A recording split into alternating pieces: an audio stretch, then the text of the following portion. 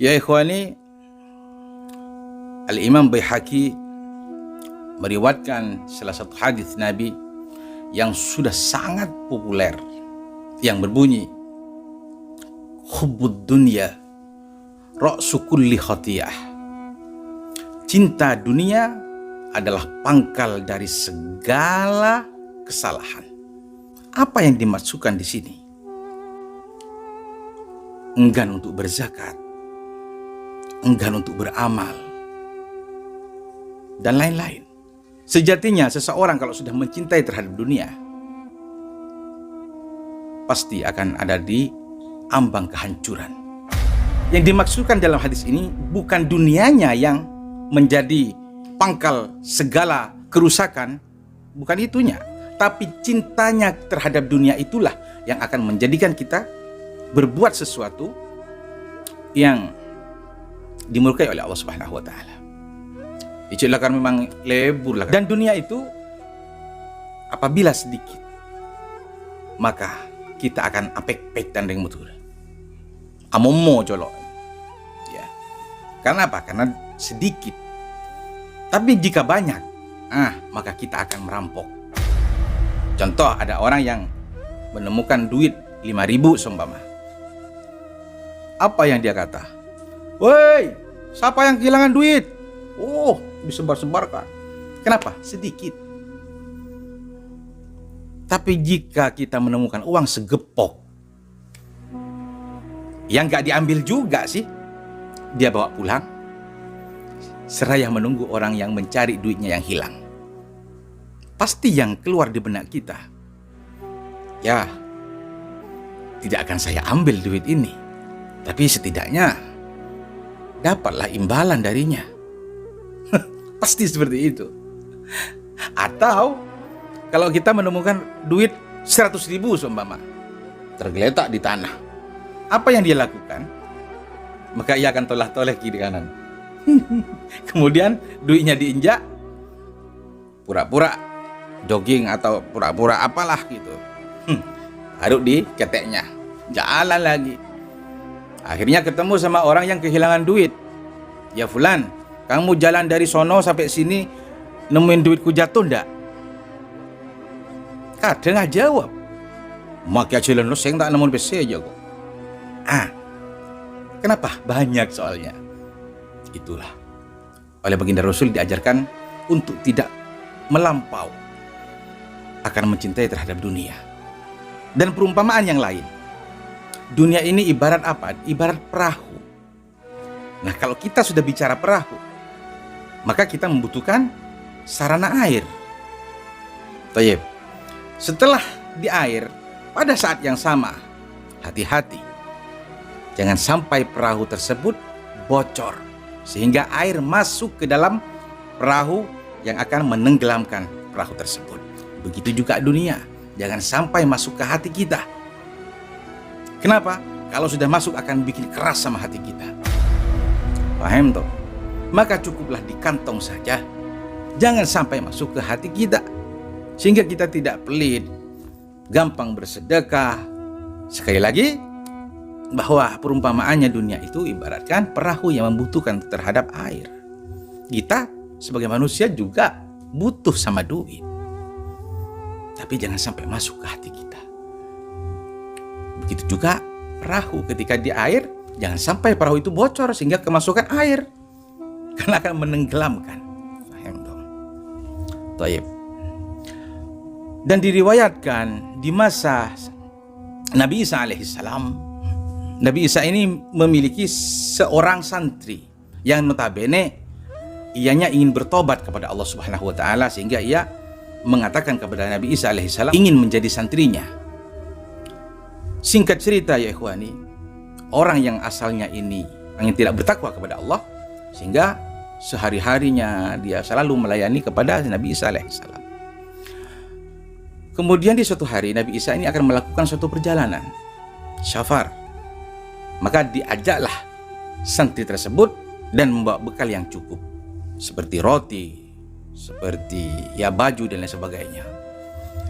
Dia terus melewati jalan setapak demi setapak, sehingga sampailah pada suatu tempat yang mana Nabi Isa alaihissalam berkata kepada santrinya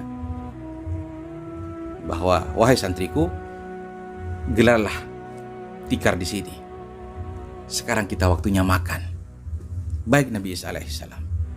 Digelarlah tikar, kemudian dihidangkan makanan. Setelah makan, dia lipat lagi, kemudian melanjutkan perjalanannya. Taib. Singkat cerita, sampai di suatu tempat, matahari sudah agak menyingsing ke barat, sehingga Nabi Isa mengajak santrinya untuk beristirahat dan melakukan suatu ibadah kepada Allah Subhanahu wa taala di kala itu. Kemudian Nabi Isa berkata, wahai santriku, sekarang waktunya kita makan. Baik Nabi Isa. Setelah dihitung perbekalan roti tersebut yang seharusnya cukup untuk orang berdua, maka setelah dihitung roti itu berkurang satu. Ditanyalah kepada santrinya, wahai santriku, kemana satu roti ini? Ini biasanya kan cukup untuk kita berdua. Ini kemana satu? Apa kata santrinya? Wahai Nabi Isa alaihissalam, wahai Nabi Allah, saya tidak tahu. Roti itu memang sudah seperti itu. Yakin? Yakin saya. Baik, berangkat. Tidak lama meninggalkan tempat tersebut, dijumpai sungai yang sangat besar dan sulit untuk diseberangi. Maka Nabi Isa alaihissalam berkata, wahai santriku, bagaimana ini? Yaitu bagaimana Nabi Isa? Baiklah kalau begitu, saya akan memohon kepada Allah, dan kamu peganglah pundakku. Dengan mukjizat yang diberikan oleh Allah Subhanahu wa taala, Nabi Isa alaihissalam dapat melewati atau menyeberangi sungai tersebut tanpa badan Nabi Isa alaihissalam dan santrinya ini tenggelam di air. Demi tapak dia lalui. Sampainya di seberang, maka Nabi Isa alaihissalam mengucapkan syukur alhamdulillah kepada Allah Subhanahu wa taala dan berkata kepada santrinya, wahai santriku, kamu tahu itu semua karena apa? Itu karena kebesaran Allah, sehingga Allah menjalankanku di atas air dan kita tidak tenggelam. Apakah engkau percaya dengan mukjizat Allah? Sangat percaya Nabi Isa. Baik, sekali lagi saya tanyakan, kemana roti yang satu itu? Ya Nabi Isa, wallahi saya tidak tahu roti itu, katanya. Yakin? Iya Nabi Isa. Baik, kita jalan. Jalan lagi. Sampai di suatu tempat, yakni kuburan yang sangat besar. Lagi-lagi Nabi Isa alaihissalam memohon kepada Allah agar supaya kebesarannya ditampakkan kepada santrinya tersebut, agar supaya santri ini mengakui atau takut kepada Allah Subhanahu wa taala. Apa yang dilakukan Nabi Isa alaihissalam di kala itu? Nabi Isa alaihissalam mengucapkan salam kepada yang ada di makam tersebut. Maka dengan mukjizat yang Allah berikan kepada Nabi Isa alaihissalam, orang yang di dalam kubur itu bangkit semuanya dari kuburnya dan menjawab salam Nabi Isa alaihissalam. Kemudian setelah menjawabnya, mayat-mayat tersebut kembali ke dalam kubur dan tertutup kembali. Kemudian Nabi Isa sekali lagi bertanya kepada santrinya, wahai santriku, lihatlah, kamu yakin kalau itu adalah mukjizat yang diberikan oleh Allah Subhanahu wa taala kepada saya? Yakin Nabi Isa, yakin. Kemudian saya tanya lagi, kemana roti yang satu itu? Ya Nabi Isa, lagi-lagi engkau ingat itu lagi Nabi. Saya sudah mengatakan, saya tidak tahu. Betul kamu tidak tahu? Iya. Baiklah kalau begitu, jalan lagi. Sampai pada suatu bukit. Di situ ada gondokan besar. Kemudian Nabi Isa alaihissalam sudi untuk duduk di gondokan tanah tersebut dan berzikir kepada Allah. Tak lama kemudian ya ikhwan, apa yang terjadi terhadap gondokan tersebut? Gondokan itu yang besarnya ya seginilah kira-kira, berubah menjadi emas semuanya. Allahu Akbar. Terbelahlah santri Nabi Isa alaihissalam, dan Nabi Isa pun bersyukur kepada Allah. Aduh, katanya Nabi Isa, ini ya apa emas ini kok banyak seperti ini. Wah, Nabi Isa hebat katanya. Ya, hebat. Tapi hebatnya saya karena Allah Subhanahu wa taala. Dia yang Maha mengetahui. Kalau begini kita bagi saja. Akhirnya dibelah oleh Nabi Isa alaihissalam dengan benda yang sangat keras, kemudian terbelah menjadi 3 bagian. Kemudian Nabi Isa berkata, "Wahai santriku, emas ini sangatlah berat." Iya, Nabi Isa, berat. Dan ini aku akan berbagi sama kamu. Ini rizki dari Allah Subhanahu wa taala. Terima kasih Nabi Isa, terima kasih. Ini bagian kamu dan ini bagian saya. Walihada ya ikhwani, memang dasarnya santri ini adalah otak-otak duniawi. Maka santri ini pun bertanya kepada Nabi Isa alaihissalam, "Loh, yang satu ini untuk siapa Nabi Isa?" "Oh, itu saya akan bagikan kepada maling yang mengambil roti saya," katanya. Maka santrinya berkata, "Ya Nabi Isa, wallahi saya yang mencurinya," katanya. Allah, itu kalau dunia. Jadi daya magnetnya memang luar biasa ya ikhwan. Baik. Setelah itu, aku tanya dari awal kamu tidak mengakui. Maka ya ikhwani, dengan jawaban santrinya tersebut Nabi Isa murka luar biasa kala itu. Allah, apa yang dikatakan Nabi Isa alaihissalam? Baiklah kalau demikian. Kalau memang betul-betul kamu yang mencuri, kenapa dari awal kamu tidak mengakui? Dengan 1000 alasan sudah disampaikan. Setelah melihat emas, baru dia mengaku. Apa yang dilakukan oleh Nabi Isa? Baiklah kalau begitu. Ini emas punya kamu. Dan ini bagianku juga, ambil kamu semuanya. Dan mulai detik ini kamu jangan ikuti saya lagi. Innalillahi wa inna ilaihi raji'un. Inilah dunia yang awal ada di barisan para aulia illah bersama Nabi. Dengan sekejap dia terpisah dari barisan para rasul-rasul Allah. Naudzubillah min dzalik. Ditinggalkan oleh Nabi Isa alaihissalam. Lantas karena memang emas itu sangatlah besar, banyak, maka apa yang terjadi? Ia kebingungan sendiri untuk membawanya. Katanya, ini saya seret nanti ini berceceran, banyak yang tertinggal. Ya apa ini? Mau ditaruh di atas kepala pun juga sih tidak akan kuat katanya. Akhirnya dia duduk sekian lama. Tak lama kemudian ada 2 penyamun datang menghampirinya. Karena apa? Karena sang penyamun tersebut, perampok ini melihat orang tersebut duduk bersama emas yang sangat banyak.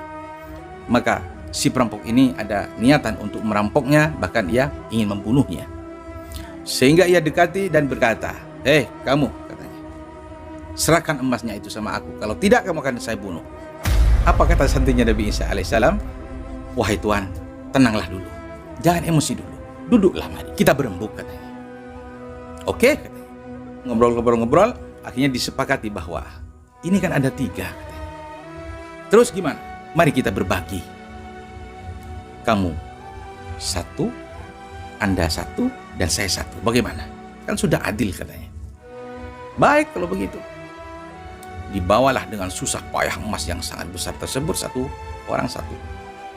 Sehingga sampailah di suatu tempat yang berseberangan dengan desa ujung sana. Maka ketiganya dihadapkan dengan situasi yang lapar. Yang satu mengatakan, "Aduh, gimana ini, tak perut kita sakit. Ayolah, ada yang mengalah di antara kalian ini beli nasi di ujung sana," katanya. "Terus kalau ini ada yang ngambil, sudah kita akan menjaganya." Baik. Maka berangkatlah 1 di antara 3 orang tersebut untuk membeli nasi ke warung.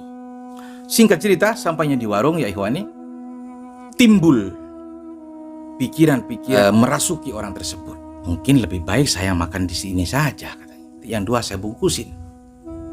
Dia makan sekenyangnya sambil berpikir, ya apa ya caranya saya itu mendapatkan emas sebanyak itu. Dia keluar ide, dia berencana untuk memasukkan racun ke dalam makanan tersebut. Yang dia harapkan adalah kalau mereka mati, dia akan memiliki seluruhnya emas yang ada waktu itu. Pada saat yang sama, yang 2 berembuk. Apa yang dia kata? Kawan, katanya, andai yang satu ini milik kita ya, tentunya kita tambah banyak, tambah kaya, katanya. Tapi gimana caranya? Ini sudah miliknya teman kita. Gampang, dibunuh saja. Caranya, dia datang, ya kita langsung sergap aja dari belakang. Boleh juga, katanya. Datang disergap dari belakang, digoroklah leher sahabatnya orang tersebut, sehingga mati. Wah, gembira. Ingat, perutnya masih belum terisi. Maka mereka menyantap nasi yang sudah ada racunnya tersebut berdua. Apa yang terjadi ya ikhwan? Tak lama dari itu, binasalah semuanya. Innalillahi wa inna ilaihi raji'un. Inilah orang kalau tamak sama dunia. Tak lama dari itu, Nabi Isa alaihissalam pulang dari safarnya, melewati tempat tersebut, dan alangkah terkejutnya. Ya Allah, ini kan santriku, katanya. Tapi kok ini mati semua orang yang 3? Fanazala Jibrilul Amin, maka turunlah malaikat Jibril dan bercerita kepada Nabi Isa alaihissalam tentang apa yang terjadi sebelumnya. Maka Nabi Isa alaihissalam bergeleng-geleng kepala. Ya Allah, subhanallah. Inilah. Jadi apa? Kalau orang rakus terhadap dunia, maka yang akan diterima oleh orang tersebut kebinasaan. Na'udzubillah min dzalik. Baik, semoga ini dapat menginspirasi kepada kita semua bahwa seperti yang awal saya katakan, bahwa kita boleh untuk mengumpulkan dunia, tapi jangan sampai masukkan dalam hati kita. Begitu juga perahu yang membutuhkan kepada air, tapi ingat, perahu tersebut ada kebocoran sehingga membuat kita tenggelam ke dasar laut. Na'udzubillah min dzalik. Subhanakallahumma wa bihamdik, asyhadu an la ilaha illa anta, astaghfiruka wa atubu ilaik. Saya Bitar Abdullah. Assalamualaikum warahmatullahi wabarakatuh.